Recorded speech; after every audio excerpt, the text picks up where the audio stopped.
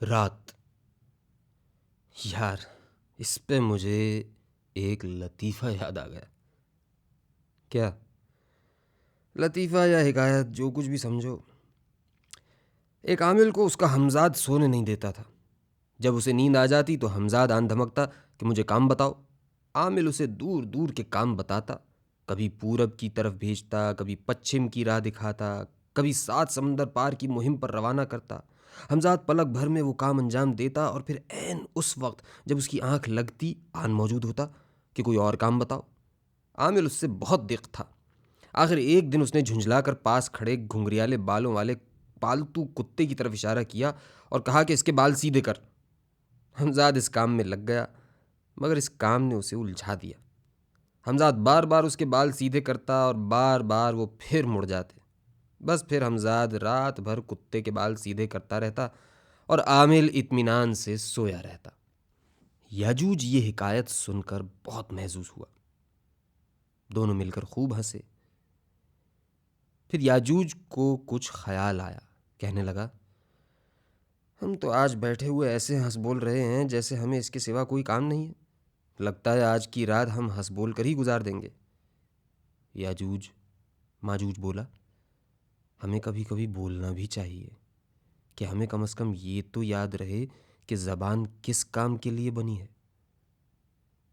याजूज को माजूज की बात अच्छी नहीं लगी। कहने लगा, माजूज, बोलना कौन से कमाल की बात है। सभी लोग जिन्हें खुदा ने ज़बान दी है बोलते हैं, मगर हम बोलने से बड़ा काम अंजाम दे रहे हैं। बड़ा काम तो हम अंजाम दे नहीं पाए, माजूज जल कर बोला, मगर इस चक्कर में छोटे काम से भी गए। मेरे यार, थोड़ा सब्र कर। जो ज़बानें इस दीवार को चाटने की सकत रखती हैं वो बोल भी सकती हैं। पता नहीं वो दिन कब आएगा जब हम बोलने जोगे होंगे। फिलहाल तो यही लगता है कि हम पैदा ही इसलिए हुए हैं कि इस दीवार को चाटते रहें ताकि मौत आए और हमें चाट ले। माजूज रुका, फिर बोला, कभी कभी मुझे लगता है कि हमें मौत भी नहीं आएगी, जैसे हम इस दीवार को अज़ल से चाट रहे हैं और अबद तक चाटते रहेंगे। ये कहते कहते उसने तामुल किया, फिर अचानक बोला, हम भी किसी आमिल के चक्कर में आ गए हैं। उसने हमें कुत्ते के बाल सीधे करने पर नहीं लगाया, दीवार चाटने पर लगा दिया। ये तू क्या कह रहा है? याजूज माजूज का मुंह तकने लगा। मैं ठीक कह रहा हूं याजूज, ये दीवार चक्कर है। याजूज सुनकर बहुत चकराया। उसका दिल बैठ गया, मगर जब उसने एक नज़र दीवार पर डाली तो उसे पतला वरक पाकर उसमें फिर से हौसला पैदा हो गया। देख यार, अगर ये चक्कर भी है तो आज रात रात में हम इसे ख़त्म कर देंगे। तू देखता नहीं कि अभी अव्वल रात है और हमने दीवार कितनी चाट ली है। याजूज उठ खड़ा हुआ और दीवार चाटने के लिए मुस्तैद हुआ, मगर माजूज जमा बैठा रहा। जमाई लेते हुए बोला, यार, रोज़ रोज़ के चक्कर से मैं बिल्कुल बोर हो चुका हूँ। तू दीवार को चाट, मैं चला। तू कहाँ जाएगा? बस किसी अलाव के पास बैठूंगा, हाथ तापूंगा और कहानी सुनूंगा। यार, वाकई कितने दिन हो गए कि हम न किसी अलाव पे जाके बैठे, न कोई कहानी सुनी। एकदम से कितने भूले बिसरे अलाव याजूज के तसव्वुर में जिंदा हो गए। बीच में दहकती हुई आग, इर्द गिर्द बैठे हुए लोग, हर उम्र के, कोई जवान, कोई बूढ़ा, और दरमियान में बैठा हुआ कोई बुजुर्ग के रात के जादू के साथ कहानी का जादू जगा रहा है। यार, तू यहां मुझे अकेला छोड़ जाएगा? फिर तू भी चल। याजूज डांवाडोल हो गया। उसे डांवाडोल देखकर माजूज ने उसे उकसाया, यार, छोड़ इस चक्कर को, जारूद के अलाव पे चलते हैं और आशिर से कहानी सुनते हैं। कितने ज़माने से हमने उस बुजुर्ग से कहानी नहीं सुनी। याजूज पर माजूज की बात असर कर गई। वो उठने ही लगा था कि नज़र दीवार पर जा पड़ी। दीवार को देखते ही उसकी नीयत बदल गई। यार, ये प्रोग्राम कल तक के लिए मुलतवी नहीं हो सकता। कल क्या हो जाएगा? जो आज सूरत है वही कल होगी? नहीं, मुझे यकीन है कि आज रात हम इस दीवार को ज़रूर चाट लेंगे। कल हम बिल्कुल फारिग होंगे। छोड़ यार, कब से हम आजकल कर रहे हैं। इसी आजकल ही में हमने उम्र की कितनी सुहानी रातें ज़ाया कर दी। यार, जहाँ इतनी रातें ज़ाया की हैं वहाँ एक रात और सही। आज की रात और इस दीवार को चाट कर देखते हैं। अच्छा, इस शर्त पर रुकता हूं कि बस आज की रात और हम इस दीवार को चाटेंगे, चटे या ना चटे, कल रात यहां नहीं लगानी। मान ली तेरी शर्त। ये तय हो जाने के बाद दोनों सरगर्मी से अपनी लंबी लंबी जबानें निकाल कर दीवार पे झुक गए।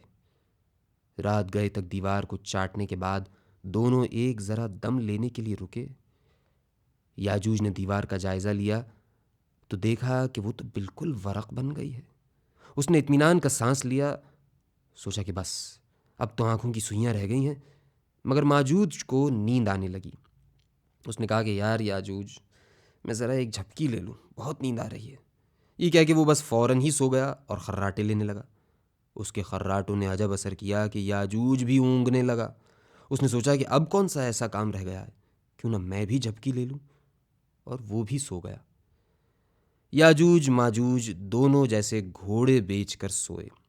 आंख उनकी उस वक्त खुली जब सर पे सूरज आ गया और उन्होंने क्या देखा कि दीवार फिर अपनी ज़खामत और बुलंदी के साथ उनके सर पर खड़ी है। ये देख उन गरीबों का जी ढह गया। याजूज माजूज दिन भर ऐसे ढहे पड़े रहे जैसे कोई दीवार ढही पड़ी हो। जब शाम हुई तब कहीं उनमें जान आई। उन्होंने लष्टम पष्टम अपने होश व हवास दुरुस्त किए। याजूज ने दीवार की तरफ देखा और शाम के बढ़ते अंधेरे में वो दीवार उसे अपने सर पे पहाड़ की तरह खड़ी नजर आई। मगर ये तय हो चुका था कि अब इस दीवार को चाटना नहीं है। माजूज फुर्ती से खड़ा हुआ। चलो यहां से चलें। कहाँ? जारूद के अलाव पे चलते हैं, अब तक तो रोशन हो चुका होगा। वहां पुराने यारों से मिलेंगे और आशिर से कहानी सुनेंगे। दोनों वहां से उठ जारूद के अलाव की तरफ हो लिए। मगर वहां पहुंचे तो किसी को न पाया, न अलाव न अलाव वाले। कोई अधजली लकड़ी, कुछ ठंडी राख। लगता था कि एक जमाने से यहां अलाव गर्म नहीं हुआ है। दोनों बहुत हैरान हुए कि आखिर यारों पर क्या गुजरी कि अलाव अब यहां गर्म नहीं होता। देर बाद एक आदमी उधर से गुजरता हुआ नजर आया। उसे रोककर पूछा कि भाई, आज की शब अलाव गर्म नहीं हुआ? अलाव? कैसा अलाव? यहां तो कोई अलाव गर्म नहीं होता। जारूद कहाँ है? उस आदमी ने दोनों को गौर से देखा। तुम कब की बात कर रहे हो? जारूद ने मुद्दत हुई ये अलाव छोड़ दिया। वो अब हवेली में रहता है। इस वक्त वो आतिशदान के सामने बैठा होगा। हवेली? वो क्या होती है? उस आदमी ने दोनों को फिर गौर से और हैरत से देखा। तुम तो बिल्कुल जंगली लगते हो। हवेली को नहीं जानते कि क्या होती है? ऊंची दीवारें, मोटी छतें, भारी दरवाजे, बस यही हवेली होती है। दीवारें? अच्छा, तो जारूद ने दीवारें खड़ी कर ली हैं। याजूज माजूज हैरान रह गए। फिर पूछा, और आशिर कहाँ है? आशिर? अच्छा, वो बूढ़ा किस्सा गो, वो तो जमाना हुआ मर गया। आशिर मर गया? याजूज माजूज ने ताज्जुब से पूछा और अफसोस करने लगे। अच्छा, आशिर का बेटा उमराम के हमारा यार था, कहाँ चला गया? है तो वो यहीं, मगर इस वक्त फिल्म देखने गया है। फिल्म? याजूज माजूज एक मर्तबा फिर मुतहय्यर हुए। आदमी हंसा। अब तुम पूछोगे कि फिल्म क्या होती है? नहीं, अब इसके आगे हम कुछ नहीं पूछेंगे। और याजूज माजूज वहां से उल्टे पांव फिरे और जहां से चले थे वहीं फिर आ बैठे। यार, दुनिया बहुत बदल गई है, याजूज सोचते हुए बोला। यार, कहां से कहां पहुंच गए? माजूज तल्ख सी हंसी हंसा। हम यहां दीवार चाटते रह गए, वहां यारों ने नई दीवारें खड़ी कर लीं और छतें पाट लीं। ये कहते कहते उसकी आवाज में एक दुख पैदा हो गया। हम तो दीवार को न चाट सके, दीवार ही ने हमें चाट लिया।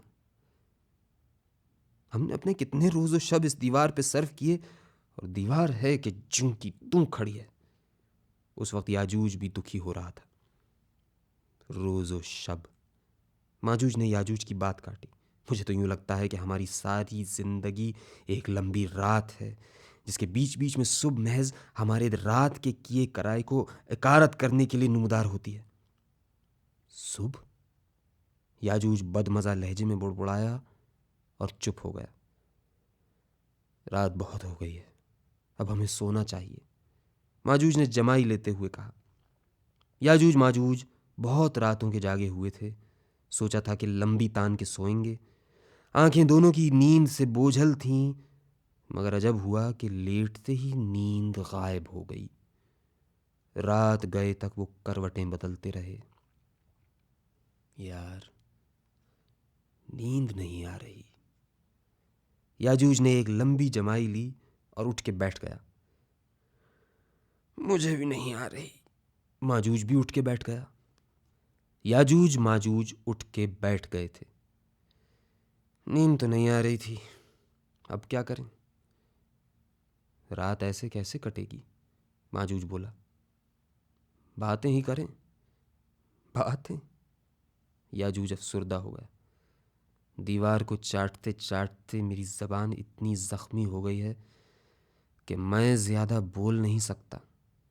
माजूज बोला, मैं तो रोज़ सुबह फिटकरी के पानी के गरारे करने के बाद शामिल जर्राह का दिया हुआ मरहम लगा लेता हूँ। मेरी ज़बान को तो इससे बहुत आराम आ जाता है। वो तो यार मैं भी करता हूँ, मगर ये तो रोज़ का किस्सा है। ज़ख्म भरने नहीं पाते कि नए ज़ख्म पैदा हो जाते हैं। ऐसी हालत में फिटकरी के गरारे और शामिल जर्राह का मरहम हमें कितना फ़ायदा पहुँचा सकते हैं। ये भी ठीक है।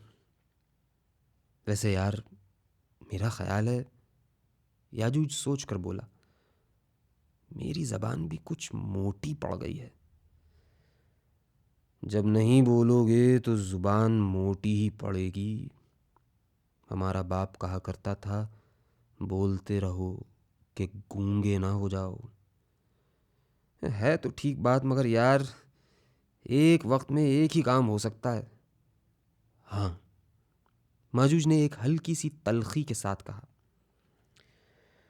हाँ, एक वक्त में एक ही ला यानी काम किया जा सकता है। माजूज ने याजूज के बयान में थोड़ी सी इस्लाह कर दी। फिर बोला, यार कभी कभी जब मैं बोलता हूँ तो मुझे यूँ लगता है कि जैसे मैं बोल नहीं रहा, दीवार चाट रहा हूँ। याजूज माजूज की बात सुनकर सोच में पड़ गया। उसे शक था कि बोलते वक्त उसके साथ भी ऐसा ही होता है। यार, अब सोना चाहिए, वो अफसुर्दगी से बोला। याजूज माजूज एक मर्तबा फिर दराज हुए और सोने की कोशिश करने लगे, मगर नींद का कोसों पता नहीं था। याजूज को बेख्वाबी के साथ अजीब बेकली हो रही थी। बार बार उसका मुंह खुल जाता और ज़बान बाहर निकल आती। ज़बान को वो होंठों पर फेरता, तालू से रगड़ता, मुंह बंद करके आंखें मूंद के साकित हो जाता। फिर उसका मुंह खुल जाता और वो जमाई लेता और फिर ज़ुबान को गर्दिश देता। होंठों पर फेरता, तालू से रगड़ता। आखिर उससे न रहा गया। बेकल हो के उठ खड़ा हुआ, एक अंगड़ाई ली और दीवार की तरफ चला। कहाँ? माजूज ने टोका। यार, नींद तो आ नहीं रही। मैंने सोचा कि चलो चल के दीवार ही को चाटें। फ़ायदा? फ़ायदा तो कुछ नहीं है। हमारी नातवां ज़बानें इस ऊंची हैबत भरी दीवार का कुछ नहीं बिगाड़ सकती। फिर ये लाहासिल अमल क्यों किया जाए? यार, मुझे तो अब सभी कुछ लाहासिल और लायानी नज़र आता है, मगर ठाली से बेगार भली। कम से कम रात तो कटेगी। याजूज ने कदम आगे बढ़ाया, ज़बान निकाली और दीवार को चाटना शुरू कर दिया। माजूज बैठा तकता रहा। दीवार चाटते याजूज को तकते तकते उसकी ज़बान में खुजली होने लगी। क्यों ना मैं भी दीवार को चाटना शुरू कर दूं? है तो ये मुहम्मल अमल, मगर ज़बान की खुजली तो जाएगी। और माजूज भी अपनी लंबी ज़बान के साथ वहाँ पहुँचा और दीवार को चाटने लगा। रात ढलने लगी थी कि याजूज थककर ज़रा सांस लेने के लिए रुका। उसने नज़र भरकर दीवार को देखा और बहुत मुतमईन हुआ। दीवार चटचटाकर पतली वरक जितनी रह गई थी। उसने माजूज को टहूका, देखता है बे, दीवार का तो आज हमने भुरकस निकाल दिया है, अब इसमें रह क्या गया है। हाँ, हमने दीवार को बहुत चाट लिया है, मगर मैं डर रहा हूं कि कहीं फिर शुभ ना हो जाए। याजूज तशवीश में पड़ गया। यार, तू ठीक कहता है, मगर फिर क्या किया जाए। हम सिवाय दुआ करने के क्या कर सकते हैं। फिर याजूज माजूज ने हाथ उठाकर दुआ की, ऐ हमारे रब, तेरी बख्शी हुई लंबी दर्द भरी रात हमारे लिए बहुत है। सुबह के शर से हमें महफूज रख और उजाले के फितने को दफा कर।